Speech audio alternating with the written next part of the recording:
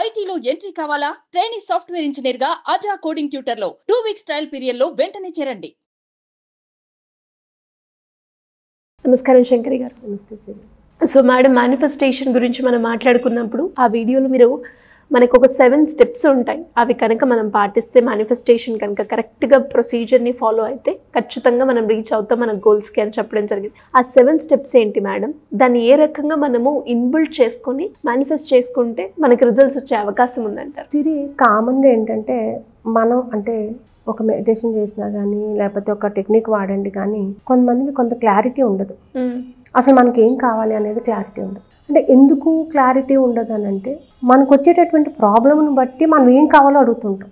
ఇవాళ మనకి 25,000 కావాలి లేదా ఒక 50,000 కావాలి. సో ఇవాళ ఈ 50,000 పొందితే ఇవాళ ప్రాబ్లమ్ సాల్వ్ అయిపోతుంది. So we are going to manifest about the 50,000.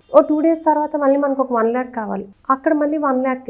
అంటే ఏం చేస్తున్నాము, అసలు మనం ఏం పొందుతున్నాము, ఏ విధమైనటువంటి ఖర్చుని మనం పేరు చేస్తున్నాము, ఎలాంటి లైఫ్ స్టైల్ మనం గడుపుతున్నాము అనేది ఒక క్లారిటీ ఉండదు. సో మన లైఫ్కి మనం హ్యాపీగా ఉండడానికి మనకి ఏం కావాలి అనే దాని మీద ఒక క్లారిటీ ఉండాలి మనిషికి. ఇలా ఉంటే నా లైఫ్ చాలా బాగుంటుంది, ఈ విధమైనటువంటి లైఫ్ స్టైల్ని నేను గడిపితే నేను చాలా హ్యాపీగా ఉంటాను అని మనిషికి ఒక క్లారిటీ ఉండాలి. సో మేనిఫెస్ట్ చేయాలంటే కూడా మనిషికి ఒక క్లారిటీ అనేది ఉండాలి. ఫస్ట్ థింగ్ ఏంటంటే క్లారిటీ ఉండాలి. అసలు నీకు ఏం కావాలి, ఎలా కావాలి, ఏ విధంగా నువ్వు దాన్ని రిసీవ్ చేసుకోగలుగుతావు, రిసీవ్ చేసుకున్న దానిని ఏ విధంగా నువ్వు యూటిలైజ్ చేసుకోగలుగుతావు, వీటన్నిటి మీద ఒక క్లారిటీ ఉండాలి. ఇప్పుడు 1 కోటి రూపాయలు 10 కోట్లు అడిగేసాం, విశ్వాన్ని ఇచ్చేసిన తర్వాత ఏం చేయాలి? అట్ని ఒక క్లారిటీ ఉండాలి కదా మనకి. సో ఆ క్లారిటీ అనే దాన్ని మనం అడగక ముందే క్రియేట్ చేసుకోవాలి. దీనిని ఈ విధంగా మనం డెవలప్ చేయాలి, ఈ విధంగా మనం దీనిని స్పెండ్ చేయాలి, ఈ విధంగా దాన్ని రిసీవ్ చేసుకోవాలి అనే దాని మీద ఒక క్లారిటీ ఉండాలి. ఫస్ట్ స్టెప్ ఏంటంటే clarity is very important. Next positivity. మనం అనుకున్న దాని మీద మనకి పాజిటివిటీ ఉండాలి. నువ్వు ఏదైతే అనుకుంటున్నావో దానిని నేను పొందగలను అనే పాజిటివిటీ అనేది నీ మీద నీకు ఉండాలి. నిన్ను నువ్వు నమ్మాలి ఫస్ట్. ఎవరేమంటారో, ఇది అంటే నన్ను ఎలా రిసీవ్ చేసుకుంటారో అవన్నీ వద్దు. నువ్వు పూర్తిగా అవగాహన చేసుకోవాలి. That is the second step. Next, మనం మేనిఫెస్ట్ చేసిన దాని మీద మనం ఎప్పుడూ కూడా ఒక నిర్దిష్టమైనటువంటి అవగాహన, అంటే క్లారిటీతో పాటుగా మనము పొందుతాను అనే నమ్మకం పెట్టుకొని ఒక పాజిటివ్ ఎమోషన్ని డెవలప్ చేసుకోవాలి. Yes, already it was with me అనే పాజిటివ్ ఎమోషన్ని కూడా మనం డెవలప్ చేసుకోవాలి. ఆ పాజిటివ్ ఎమోషన్ని డెవలప్ చేసుకునేటప్పుడు మన ఫీలింగ్స్ ఎలా ఉన్నాయి అనేది గమనించుకోవాలి. ఆ ఫీలింగ్స్ని కూడా మనం ఇంక్లూడ్ చేసుకోవాలి. బిలీవ్ సిస్టమ్ అనేది చాలా ఇంపార్టెంట్. అసలు నువ్వు చేసినటువంటి థాట్లో ఎంతవరకు జెన్యువాలిటీ ఉంది అన్నిటికీ కూడా ఒక క్లారిటీ ఉండాలి. సో దానిని రిసీవ్ చేసుకున్న తర్వాత నువ్వు దాని పట్ల ప్రవర్తించే విధానం నువ్వు ఫస్ట్ ఎలా అనుకున్నావో అలాగే ఉండాలి. చాలామంది ఏం చేస్తామంటే డబ్బు కావాలి అంటాము, దీనికోసం కావాలంటాము, దానికోసం వచ్చిన డబ్బును ఇంకో దానికి ఖర్చు పెడతాం, మళ్ళీ దీనిని బ్యాక్ అయిపోతుంది, దీనికి ఎలాగా అనేటటువంటి ఆలోచన వస్తుంది. అలా కాదు, నువ్వు దేనికోసం చేయాలనుకున్నావు దాని గురించి అది ఖచ్చితంగా వర్క్ చేయించాలి. ఇది చాలా ఇంపార్టెంట్ యూనివర్స్ విషయంలో. అండ్ లాస్ట్ వన్ ఏంటంటే మేనిఫెస్ట్ చేసిన దానిని నువ్వు హ్యాపీగా రిసీవ్ చేసుకోగలగాలి. ఏదో నామకే వాస్తే నేను మా టైం బీయింగ్ నేను చేశానంటే కాదు, దానిని రిసీవ్ చేసుకునేటటువంటి పద్ధతి కూడా చాలా ఇంపార్టెంట్. ఎందుకంటే వన్స్ మనం ఫెయిల్ అయ్యాము అని అంటే నెక్స్ట్ టైం మేనిఫెస్ట్ చేసుకోవడం చాలా కష్టం. ఓకే, చాలా కష్టం. ఒక్కసారి మనం దానిని మనం అడిగాము, దాన్ని ఎంత హ్యాపీగా రిసీవ్ చేసుకోవాలి, దాన్ని ఎంత హ్యాపీగా చూస్తాం. డబ్బులు అడిగాము, డబ్బు వచ్చింది, డబ్బుని మనం ఎంత ప్రేమతో ఎంత ఆప్యాయతతో చూస్తే నెక్స్ట్ టైం మన దగ్గరకు వస్తుంది. వచ్చిందిలే, ఖర్చు పెట్టేసానులే అని అనుకున్నాం అనుకోండి, నెక్స్ట్ టైం నువ్వు ఎంత తపస్సు చేసినా కూడా అది రాదు. డబ్బు విషయంలో ఎస్పెషల్లీ ఇప్పుడు ఎవరినైనా మనం వచ్చినప్పుడు రా అని ఇంటికి పిలిచిన తర్వాత వాళ్ళని రిసీవ్ చేసుకునే పద్ధతి బాగాలేదనుకోండి, వచ్చే వరకు మా ఇంటికి రండి అని మనం అంటాము. వచ్చారు వాళ్ళు, వచ్చిన తర్వాత వాళ్ళతో మీరు సరిగ్గా మాట్లాడలేదు, వాళ్ళతో మీరు సరిగ్గా రిసీవ్ చేసుకోలేదు, నెక్స్ట్ టైం మీరు రమ్మంటే వాళ్ళు వస్తారా?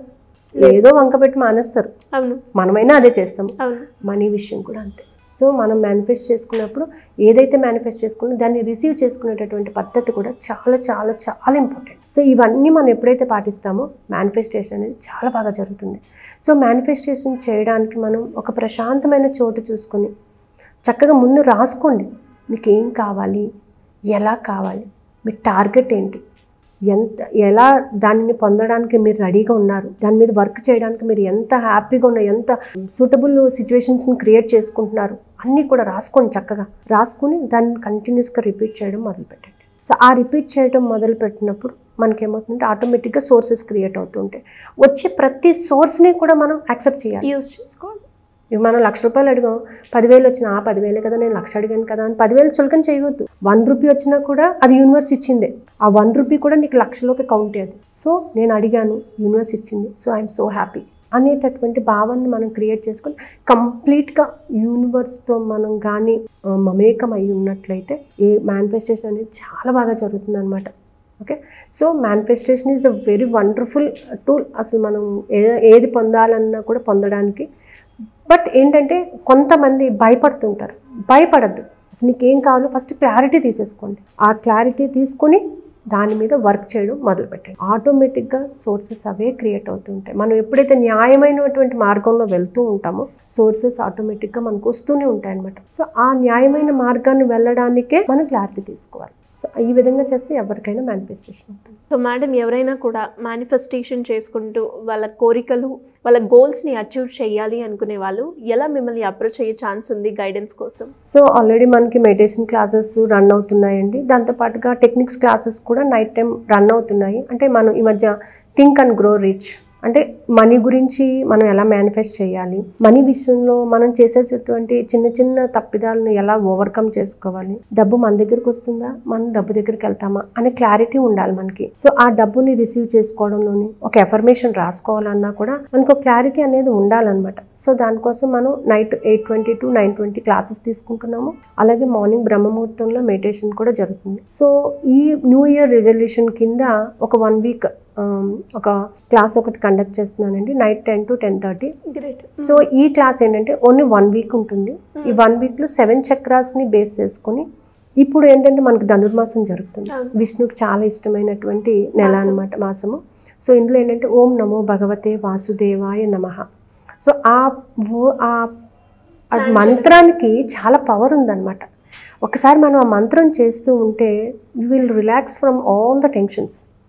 సో ఆ మంత్రాన్ని 108 times చాంట్ చేయాలి. దాంతోపాటుగా ఈ ఇయర్లో అంటే from Jan 1st to December 31st ఏవైతే మనం బ్లాక్స్ అయితే పెట్టుకున్నామో, ఏ విధమైనటువంటి బ్లాక్స్ని మనము క్రియేట్ చేసుకున్నామో వాటన్నిటిని ఓవర్కమ్ చేస్తూ హోపోనోపోనో టెక్నిక్, అంటే I'm sorry, please forgive me, thank you, I love you so much. So ఈ హోపోనోపోనో టెక్నిక్ని 108 times చాంట్ చేయాలన్నమాట. ఈ రెండింటిని కంపల్సరీ ఆ మెడిటేషన్లో ఉంటుంది. మెడిటేషనే వీటి మీద మెయిన్గా. So December 21st, 5th to 31st of December వరకు ఈ క్లాసెస్ రన్ అవుతాయండి. ఇంట్రెస్ట్ ఉన్న వాళ్ళు క్రింద స్క్రోల్ అవుతున్న నెంబర్ని కాంటాక్ట్ చేయొచ్చు. Thank you madam, thank you so much. Thank you.